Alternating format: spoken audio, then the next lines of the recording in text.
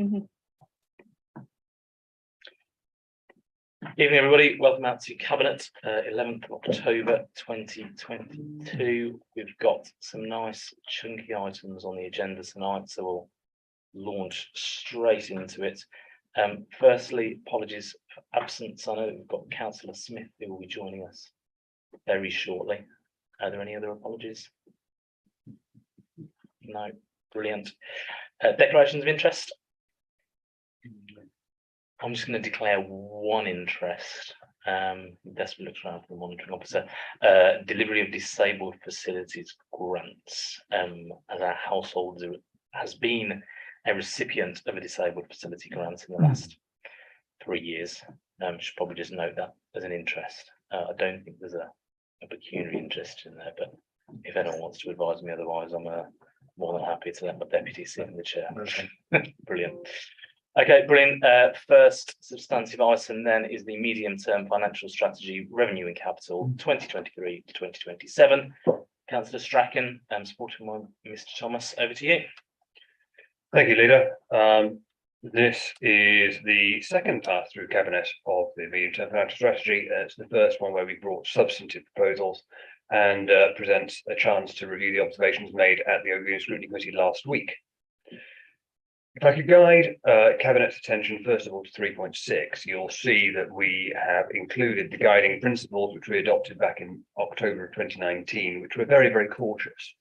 I'm aware that we're in quite an uncertain world, and so I would propose as an initial position that we retain those core principles and not depart from them dramatically in the financial year, although it may well be that we find opportunities which are too good to pass up, and that we may revise our position as regards risk as we come through. 3.8 is the comedy section of this budget because that's our assumptions. You may have heard at scrutiny that these are moving targets at the moment. Anthony has reported that they're changing on a daily, if not an hourly basis. And so while they do give an indication about where we think we may be at the current moment in time, they will be further revised as we come closer to the close of this process early in the next calendar year. And so I effectively say they are there, look at them, they are likely to move as we go forward. Skipping ahead through the report, we'll go to 3.22, which is our projections and our approach to reserves. I'm afraid to report that we do see that the funding gap is back in this financial year, and we propose to fund that from reserves for now. Again, the ongoing uncertainty in the sector may mean that that's going to either expand or shrink as we go forward, and so I'm just drawing your attention to it at this stage. But 3.24 is salient at this point because that relates to our minimum level of reserves. That's currently held at £1.6 million, and it's been there for the last 3 or 4 years as I look uncertainty at Anthony. Yeah, 3 or 4. And in all honesty, it may be necessary to increase that as we go forward. It is guided by risk. We are currently in a high risk environment in finance generally and local government finance specifically. And so I will give ongoing updates as we come closer to it. Paragraph 3.29 was the element that particularly exercised the Overview Scrutiny Committee. This identifies a series of potential funding options in the Emergent Capital Programme. Scrutiny did make observations on it, which you'll find in the supplemental papers, and which I tender to comment here without any comment from my portfolio. But if there are any observations that you as Cabinet wish to add, then obviously we'll consider that as we go forward. And the final part of this report at this stage is at 3.31, which relates to council tax. This is, as I said, at scrutiny, and I repeat, a balancing act. And this is probably the most difficult budget that I think I've been involved in as a councillor, either as backbench member, scrutiny chairman, or indeed the cabinet member. 3.33 shows you the modelled projections. And again, they are tendered for comment, and we will listen to any observations that you may wish to make. These are not final settled proposals by any stretch, but this is where we are with the current capital programme. Anthony, is there anything that you'd like to add at this stage? No, that's fine. Thank you. Thank you. Are there any questions? Thank you, Councillor Strachan. Open up to questions. Councillor Reilly. And thank you, Rob, and thank you, Anthony, as well for the report. As usual, obviously very detailed and giving us lots of information. I think the key, obviously, questions. You mentioned it in your introduction of the report, Rob.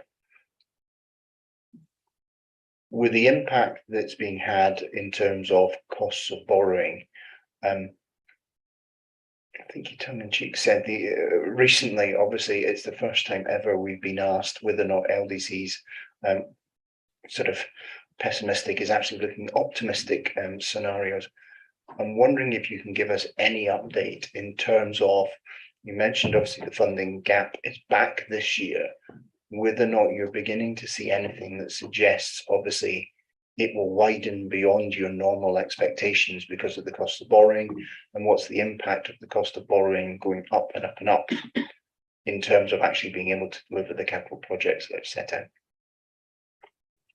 Yeah, inevitably, a number of the capital projects that we've talked about in this committee over the last 2 to 3 years are going to be borrowing back, and as borrowing increases in cost, that will continue to hurt us. I don't think I've seen anything that threatens the delivery of those beyond the usual risk that we would adopt, that it's going to be expensive to borrow these. We're going to have some sort of payback somewhere.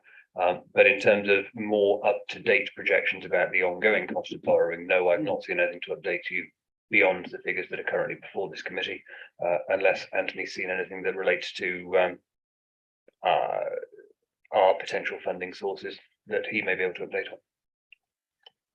I think the capital programme as it is now is affordable. It's not, there's only one element of the budget that's subject to borrowing, £5 million for the leisure centre.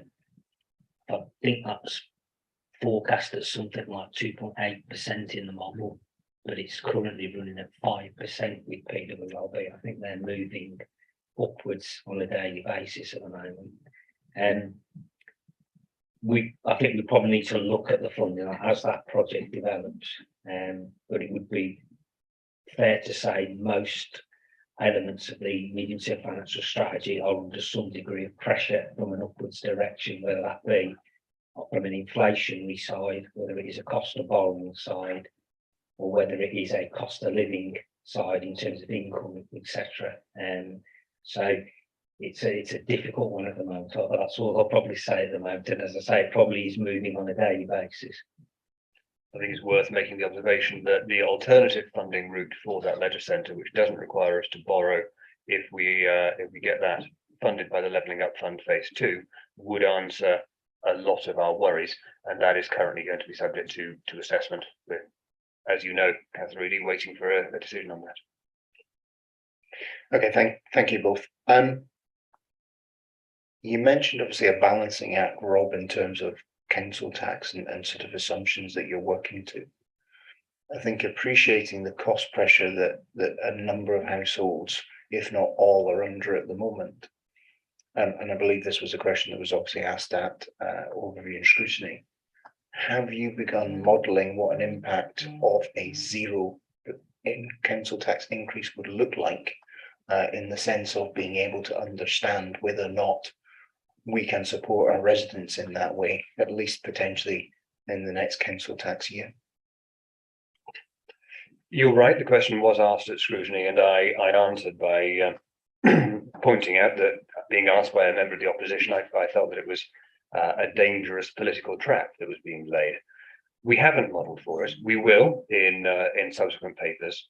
But I say it's a balancing act because while households are feeling a dreadful squeeze in many cases with cost of living increases, it's also the case that we as a provider of services are also subject to enormous pressures.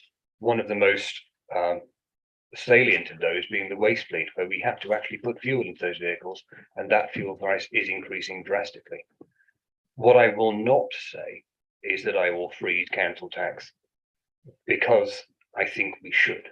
It's a balancing act, and I think if I came out this evening and said we're going to freeze council tax because we're a low cost, low tax party, I think that would be dangerous. In fact, I think it would almost be negligence on my part of the cabinet member to promise that. We will model for it. I cannot promise that it's a likely scenario, but it's one that we will present the numbers before cabinet, and we can make that decision corporately. Thank you, Rob. Yes, I wouldn't expect you to come out and promise cuts to tax without knowing how you're going to pay for it. I think it's one of those ones of I'm merely asking the question of, can you give me an assurance that we're going to look at it? Because obviously, whilst I fully appreciate we have a situation whereby our own costs are going up, and obviously the paper that you've presented that Anthony's written identifies many of those risks and the percentage increases that we're allowing for or seeing. But I think the reality is anybody looking at our papers also understands what the words of general reserves means. And if we're not here to support our residents in the time of extreme hardships, then to a certain extent, what are we here for? It's not just about providing the services, it's also about looking after our residents. So as long as you can give me an assurance that it will be one of your assumptions that you're looking at, that would be much appreciated.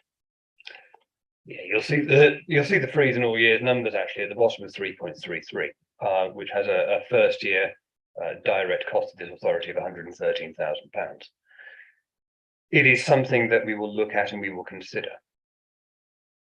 But general reserves are not just for eating up to make a council tax freeze. They're also, I'd like to think that we as a cabinet have stated a commitment to use the general reserves generally for the benefit of the district. And if that means using them to part fund the capital programme, if that means using them to part to protect against borrowing costs, then we can use them for those as well. But once they are spent, they are spent.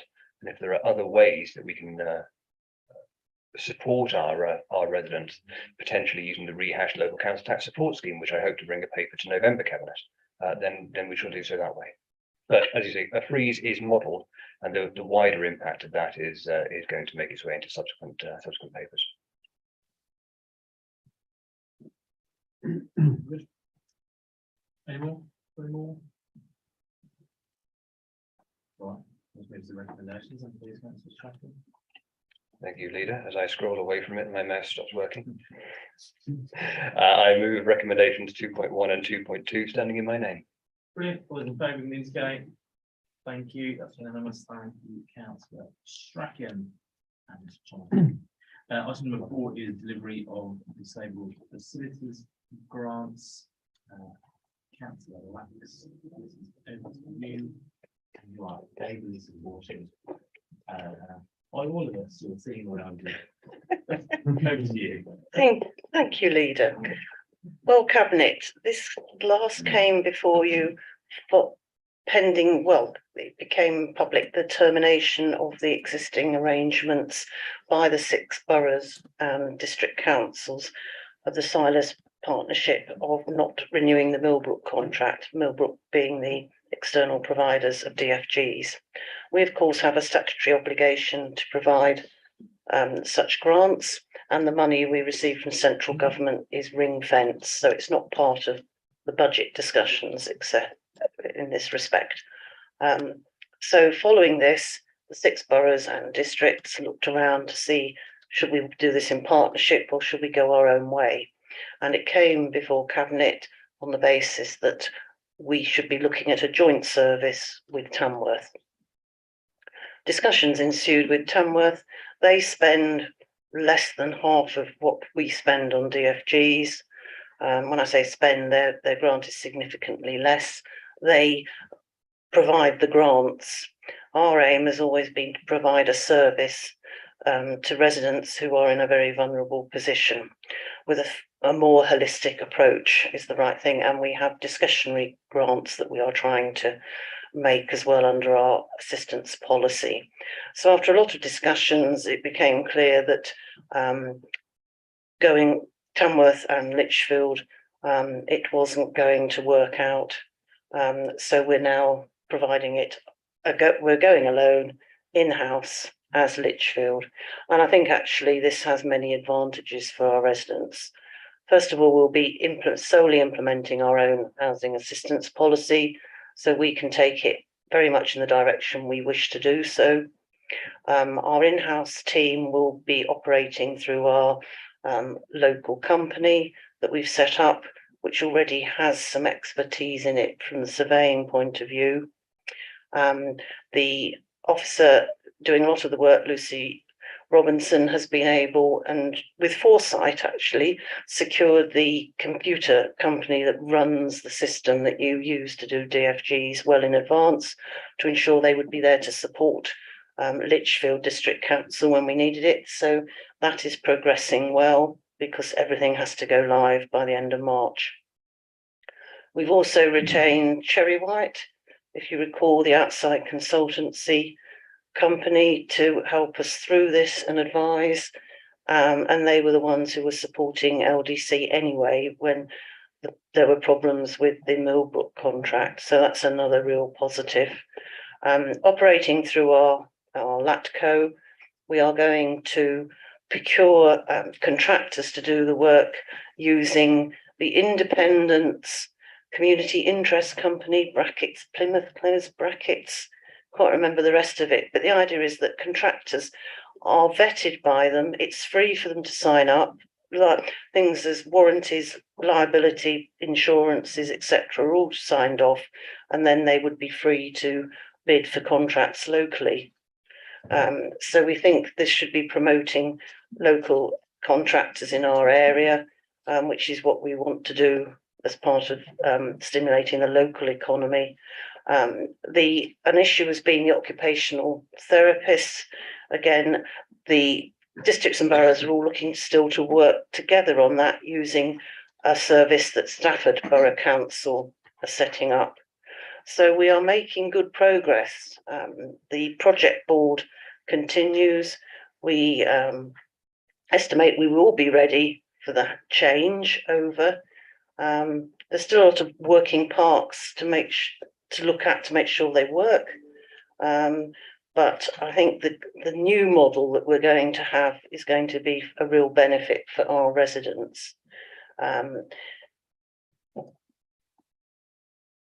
The one thing that raised overview and scrutiny was the issue of, if we're taking on staff, what about training? And I've had confirmation that we're already looking to recruit a development manager for this with the expertise.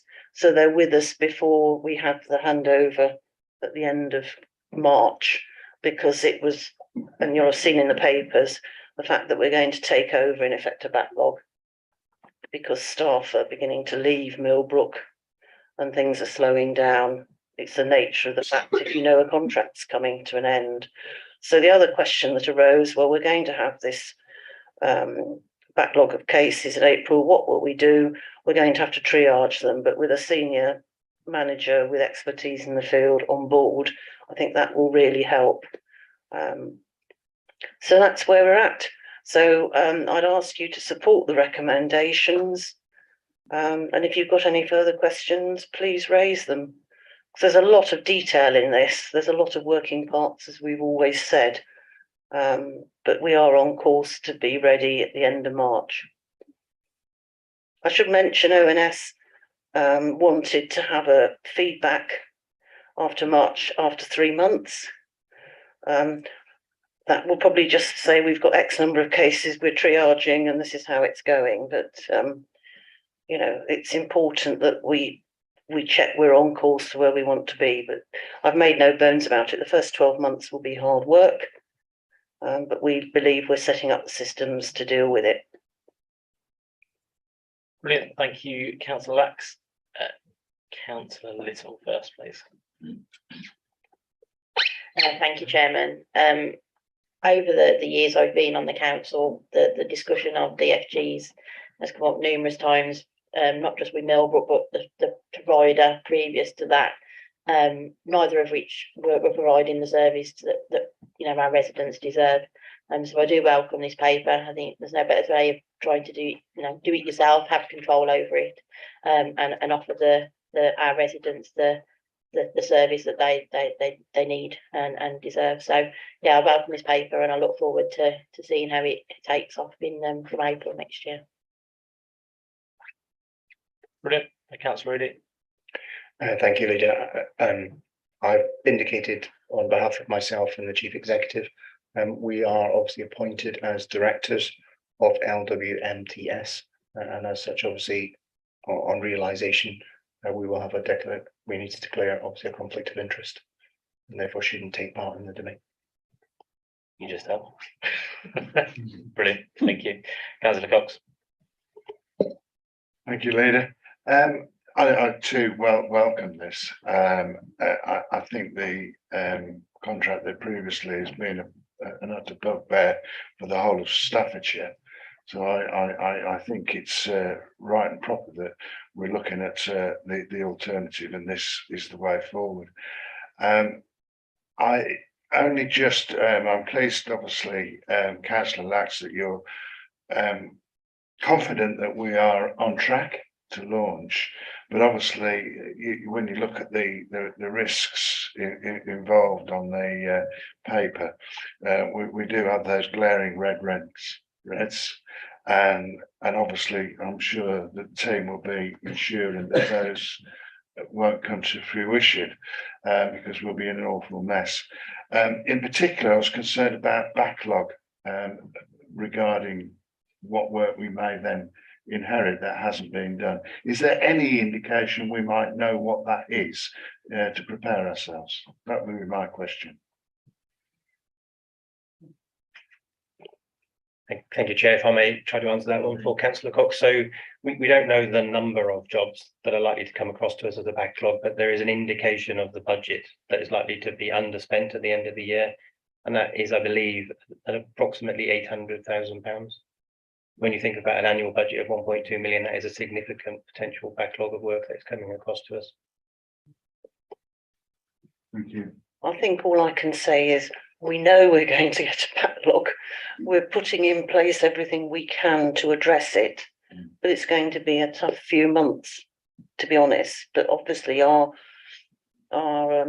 drive is to speed things up. And when I say triage, that, you know, we've got to look at each individual case and deal with the ones that really need urgent attention. I think that's the only fair and proper way to do it. But I think if we recruit the senior manager beforehand, that's going to make a big difference. Plus, with the support of Cherry White, the outside consultancy as well, I think that will help us as well to be in the best place we can to address the problems which we know we're going to encounter. Brilliant. Any more? No. Nope. Okay, back to you then, Councillor Lax. For the recommendations. May I move recommendations 2, 1, 2, 2 and 2, 3, please? All those in favour? Brilliant. Thank you. Unanimous, except Councillor Reedy, you can't vote. Thank you. Brilliant. Next item then is the Staffordshire Leaders Board update to the terms of reference. This is a fairly straightforward item. If you remember earlier this year, the government was pushing us all to be unitary authorities in Staffordshire, trying to push us to be unitary authorities across the country, in Staffordshire, we decided to do something slightly differently and to form a leaders board, which would mean that we're moving forward together and are able to pitch in for sums of money from local from central government without the need for unitarisation. So we formed the Staffordshire Leaders Board. The Leaders Board has updated its terms of reference in how frequently we meet, and therefore we have a paper before you this evening asking you to note or to I think it's to approve, it's not to approve, is it? It's to endorse those updated terms of reference. So I'm seeking your endorsement for those terms of reference, which are at Appendix A. Happy to take any questions if there are any questions. Councillor Reedy and then Councillor Cox. No specific question in terms of the updates. And whilst I appreciate this is early days, would be particularly interested in your views in terms of whether or not this board is being successful in terms of coordinating actions across all the district and boroughs and with the county council, or whether or not, forgive me, it's proving to be meetings that are not actually getting common outcomes delivered. I will indulge you, Councillor Reedy, and even though it is outside of the remit of this paper, I will answer your question. Yeah, it is actually. So we're there are a number of items where we're able to work really closely together. So, for an example, asylum seekers that are arriving across the country, the central government have asked us to decide on a authority by authority basis precisely how many asylum seekers we wish to accept. Clearly that doesn't work across Staffordshire. So actually, as a Staffordshire wide group of leaders, we're able to come together and do it in a much more sensible, collaborative way, rather than actually it all being everyone, sort of every man for himself within Staffordshire for that one particular example. So that's a really good example of how actually we've taken a pragmatic approach to a problem that perhaps central government haven't taken quite as pragmatic an approach to. Here in Lichfield, our chief executive and I are leading on the One Front Door programme right across Staffordshire. So that's all about how we improve, I'm about to use an awful phrase, but the customer journey. So if somebody calls in to the district council about a county council problem, traditionally we would just signpost them off to, no, that's not us, that's the county council. We need to get out of that. We need to be able to say, actually, let's take your information and then join up our systems behind, in the back office to be able to transfer information between us and the county, or even us and other local authorities. So that's a piece of work that we're very much engaged in at the moment and getting buy-in. So within a relatively short period of time, a lot has happened. Investment zones are already being discussed at the board about where those will be within the county. So it is not a talking shop. And certainly within a number of months, we've seen a number of key actions coming forward. We will see many more, no doubt, in the coming months. Councillor Cox. Thank you. That was very informative, and actually was part one of my question. So I'll go straight to part two.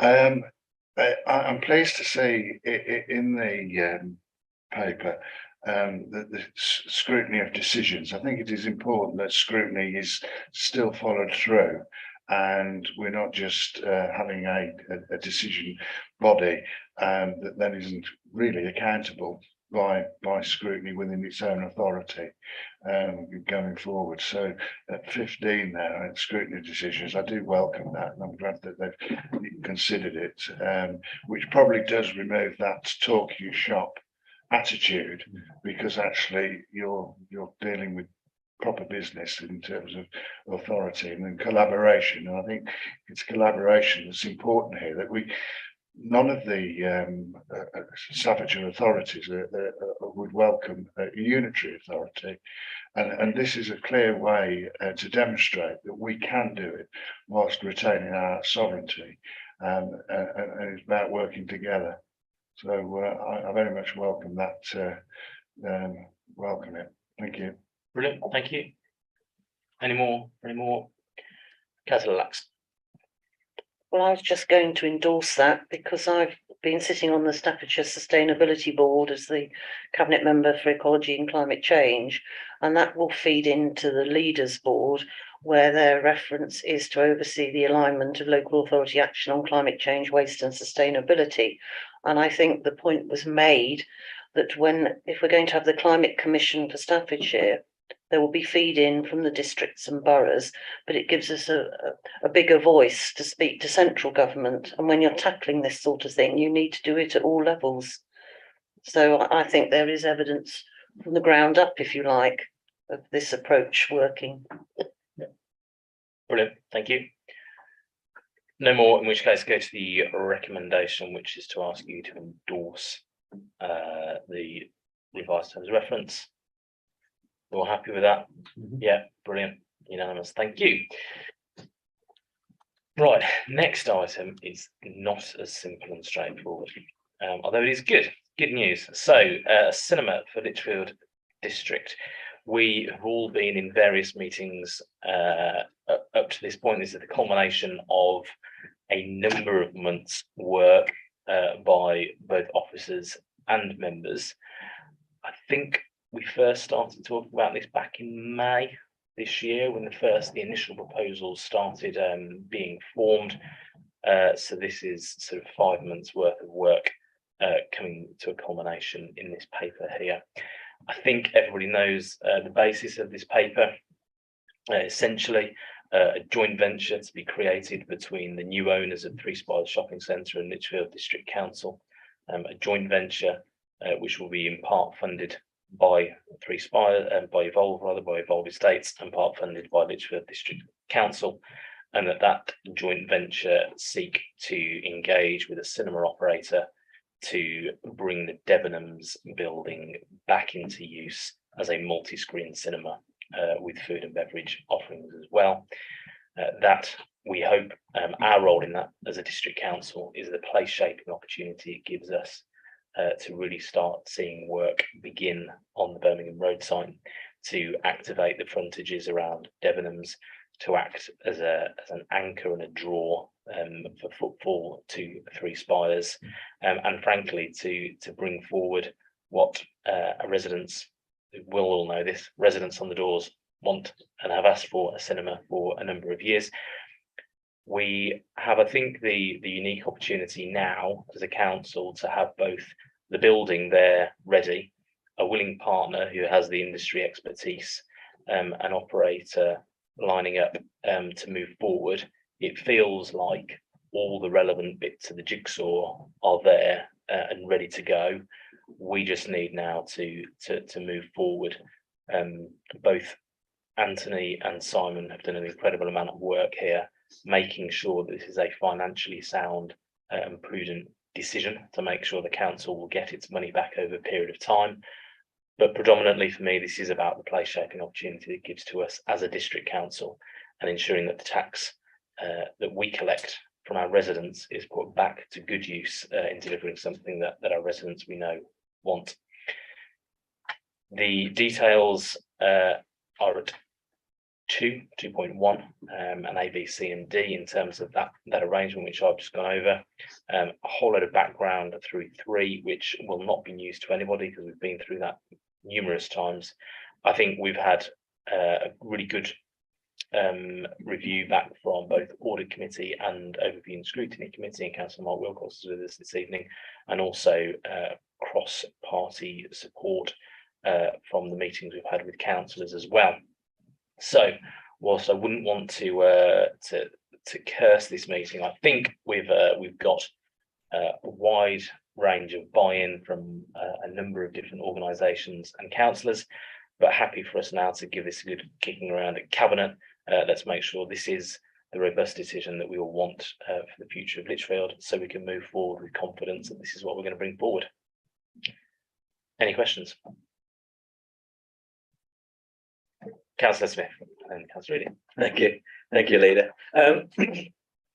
Yeah, I well, just in short summary, I think this is a fantastic scheme we've proposed to bring forward here, and I fully endorse it. I think it's very easy for councils to sort of sit there and do what I would call business as usual, and take taxpayers' money, save taxpayers' money, put it in the bank for a rainy day, and think, yeah, we need that, etc. Part of our strategic plan, however, when we came into office almost 4 years ago, was a big part of that was place shaping, i.e., making Lichfield district a better place for people to live and work.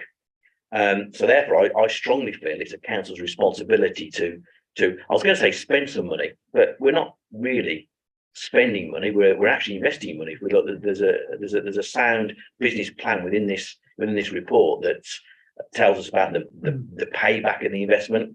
I'd be semi-relaxed even if we're spending the money to bring a cinema and place out of Lichfield, but we're not. It's even better than that. We're investing it. So for me, I think it's a big responsibility of council, because it's all very well trying to leave it to the private sector to shape Lichfield. But the problem with that, of course, that's always driven more from money rather than what's best for Lichfield. So we'll only get a scheme there if a bunch of shareholders think it's right to do and it's going to give us great. So this particular one works for me because we're investing the money.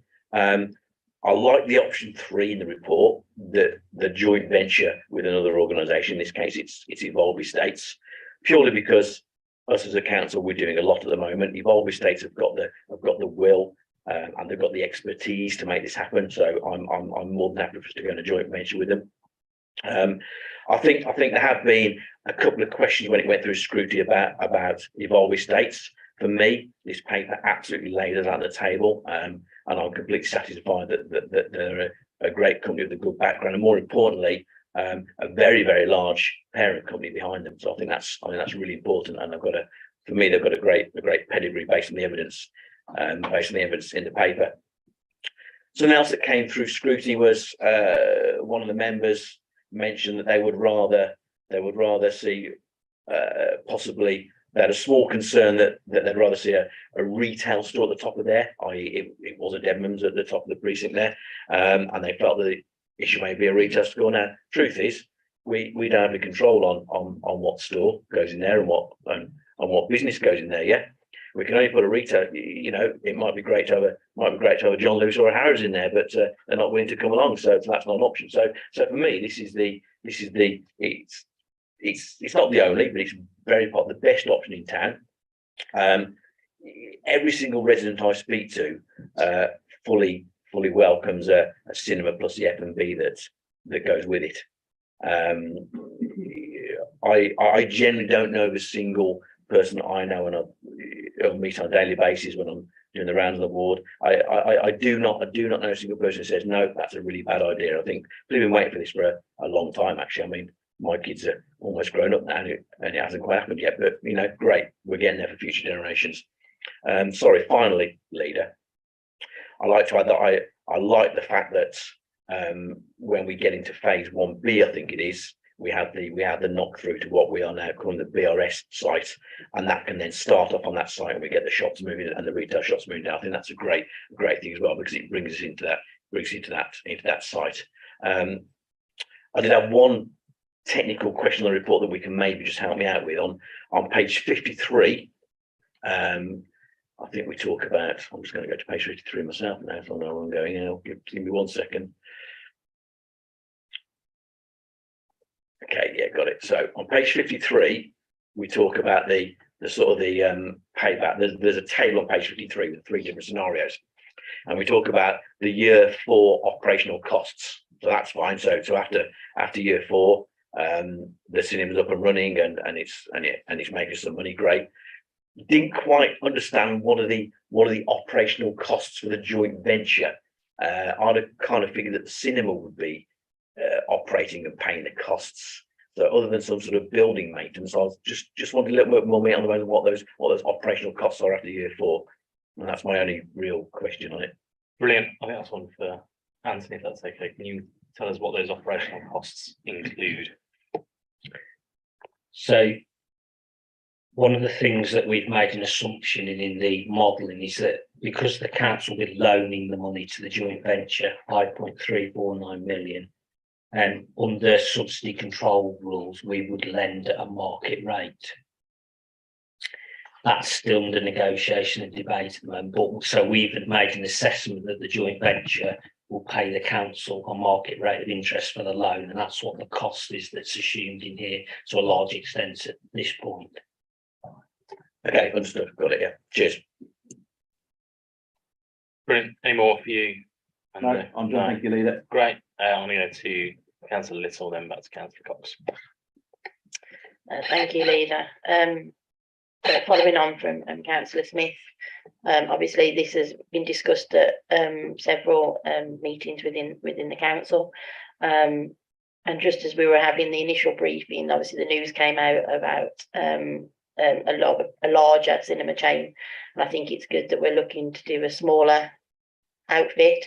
I mean, there's various cinemas around in Walsall and up at Barton Marina that are, you know, well established and are doing really well, and I think it's a really good fit for our residents of Lichfield.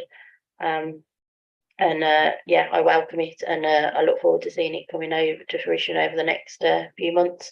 I think we've given it a very good airing across certainly the finances in several meetings, and so I don't intend to go into those tonight. Thank you. Brilliant. Thank you, Councillor Little. Go to Councillor Cox and then back to Councillor Eady, who I totally forgot about. Sorry. I'll give way to Councillor Eady if you wish. No, it's fine. You carry on, Councillor Cox. Well, yeah, I too welcome this for sure. I think it's been long overdue. We've tried in the past, but we've not really been able to deliver.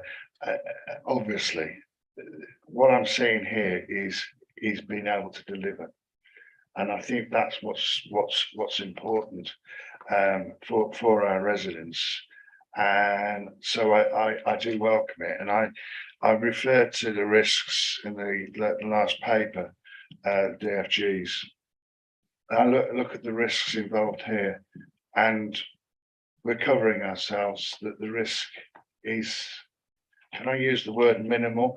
There's always a risk, and there's always an unknown that can take you by surprise that actually you may not have accounted for.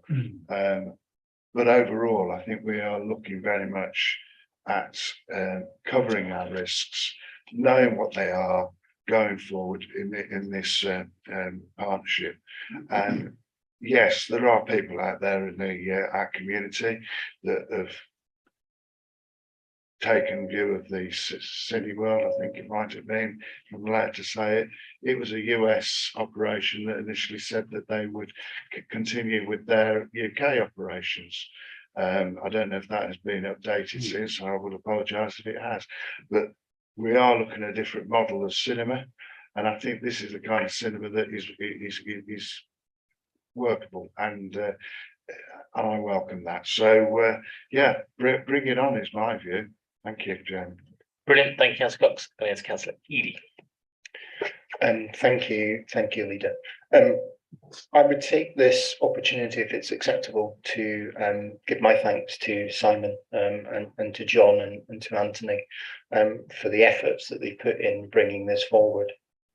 We know, and linking back to what Andy was talking about earlier on, we know that we've had this as an aspiration as a council for many, many years, if not decades, to see the place where we all live improved. And it's through your hard effort that, in essence, this has actually come to fruition, and it's in front of us, and it can be a reality if we make our decision tonight, and indeed full council backs it in the coming weeks ahead. I asked Rob earlier on the question about, obviously, the rise in costs of borrowing. Does that threaten us delivering? And the reality, obviously, as the paper sets out for us at 2.1D, is this is funded with money that we've managed to pull out of pots that were set aside for a rainy day. So this isn't contingent, as I understand it, on borrowing. It's using real money that we have available that can make this a reality, that makes, again, not just Lichfield City, but our district as a whole, a better place, and delivers things that people have told us repeatedly that they would like to see. Many comments obviously raised the question about saying, is the cinema the right thing? And indeed, Liz and Richard, you've just touched on that in terms of obviously what COVID meant, that we couldn't go out, the growth of the streaming services and so on. But many businesses are going in and transforming empty properties such as Debenham stores around the UK and making them effectively a leisure experience, both obviously from going to the cinema and, as we talked about, the food and beverage. It's welcome to see that coming forward for Lichfield. Nobody wants to see us left behind. This is our opportunity to see it delivered where we are, again, for everybody that lives here. And indeed, obviously, to tempt people from surrounding areas to come to Lichfield instead of obviously going out to Tamworth or going up to Burton or any other areas to their cinemas. I think for me, obviously, the questions that I've asked as we've gone along, particularly as the cost of this has got higher and higher, as obviously the project has been worked up in greater detail, is how does this stack up compared to putting a cinema on the land that we already own, that at the moment doesn't seem to have a purpose? Well, I'm really pleased to obviously see in the report that that's been addressed, and obviously the capital contribution that we're being asked to support tonight at 5.349 million is considerably less than the between 9.05 and 10.03 million that the cost of a new cinema would look like. So again, as Andy said, and Liz and Richard as well, looking at the third option where we do not have to put all the money in, the developer is actually putting money in themselves rather than in past schemes they've been looking to take profits out, arguably at others' expense. I really welcome that. So certainly as far as as Andy's touched on earlier on, improving where we live, shaping the place that we live, being able to put this in from cash rather than obviously built on debt. This for me obviously has my full support. And again, I'm really grateful to Simon for the energy that he's brought to this to make it a reality. Cannot say any more other than it's delivering, and as Andy touched on it, for our children.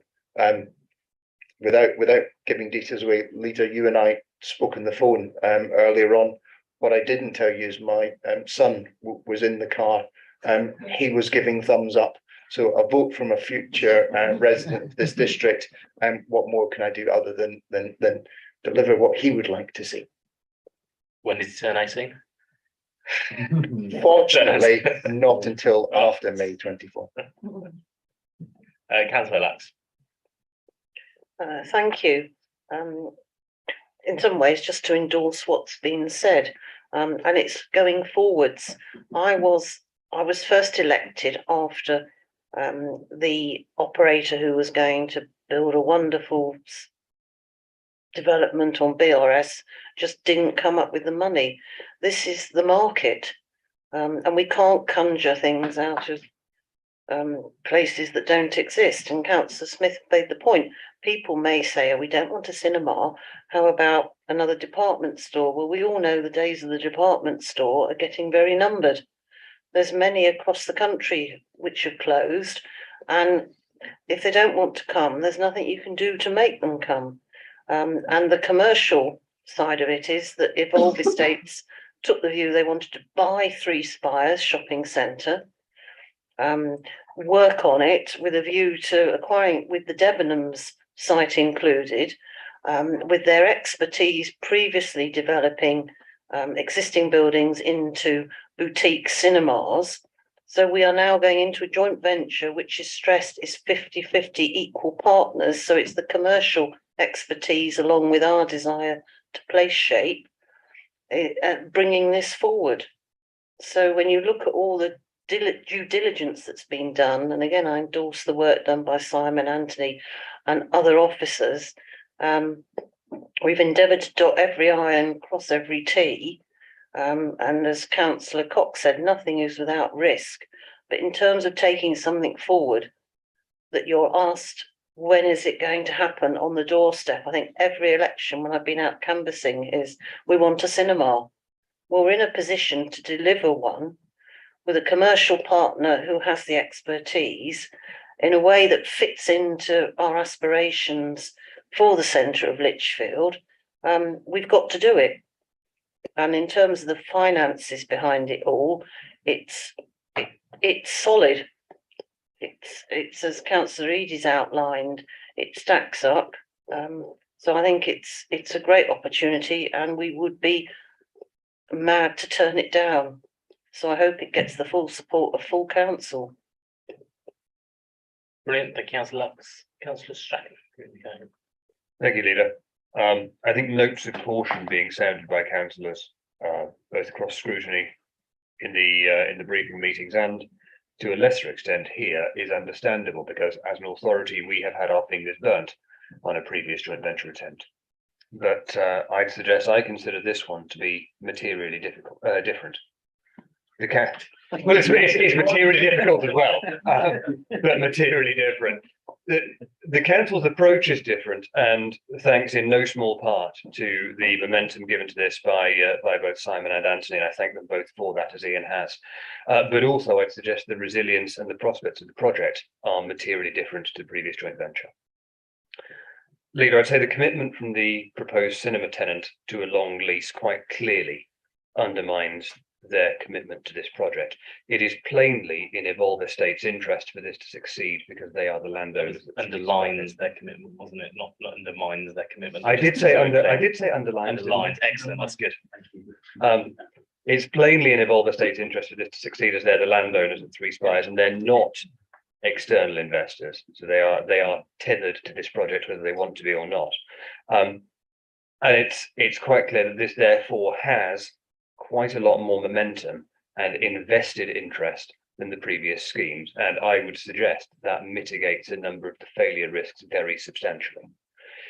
We've said, as an authority, that we would try to deliver this for a huge number of years, longer than I've been a councillor, possibly longer even than Councillor Cox has been a councillor. And so I'm really, really pleased to see this finally come forward. And as I said in the opening to my own paper, if there was a golden opportunity that came up that we might consider flexing some of that customary caution that we have, this for me is very much that opportunity. The cost of doing so is considerable, but you'll see that set out, and Ian's already drawn attention to it, at recommendation 2.1D. It's broadly costed. It is considerably lower than the previous venture that this authority was asked to consider investing in.